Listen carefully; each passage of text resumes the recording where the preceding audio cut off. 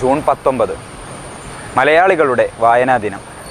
വായിച്ചു വളരുക, ചിന്തിച്ച് വിവേകം നേടുക എന്ന ആഹ്വാനവുമായി കേരളത്തിലുടനീളം സഞ്ചരിച്ച് ഗ്രന്ഥശാല പ്രസ്ഥാനത്തിനു വേണ്ടി അഹോരാത്രം പ്രയത്നിച്ച KN പണിക്കരുടെ സ്മരണാർത്ഥം 1996 മുതൽ കേരള സർക്കാർ വായനാ ദിനമായി ആചരിച്ചു വരികയാണ്.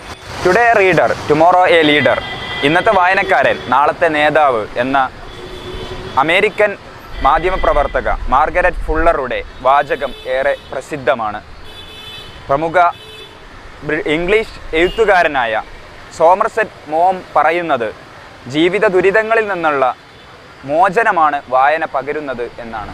ഈ വായനാ ദിനത്തിൽ ലോകത്തെ ഏറ്റവും കൂടുതൽ വായിക്കപ്പെടേണ്ടുന്ന ഒരു പുസ്തകത്തെ പരിചയപ്പെടുത്താൻ ആഗ്രഹിക്കുകയാണ്. അത് മറ്റൊന്നുമല്ല, വിശുദ്ധ ഖുർആനാണത്.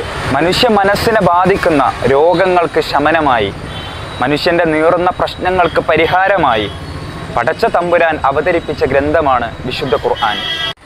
ഏതെങ്കിലും പ്രത്യേക ജനവിഭാഗത്തോടോ സമൂഹത്തോടോ മാത്രമല്ല വിശുദ്ധ ഖുർആൻ സംവദിക്കുന്നത്, മറിച്ച് ലോകത്തുള്ള മുഴുവൻ മനുഷ്യരോടുമാണ്. യാ അയ്യുഹന്നാസ്, അല്ലയോ ജനങ്ങളെ എന്ന അഭിസംബോധനയാണ് വിശുദ്ധ ഖുർആനിൻ്റെ വലിയൊരു ഭാഗം പ്രതിപാദനം തന്നെയും. ജാതി മത ലിംഗഭേദമന്യേ മുഴുവൻ ആളുകളും വായിച്ചിരിക്കേണ്ട മഹത്തായ ഒരു ഗ്രന്ഥമാണ് വിശുദ്ധ ഖുർആൻ.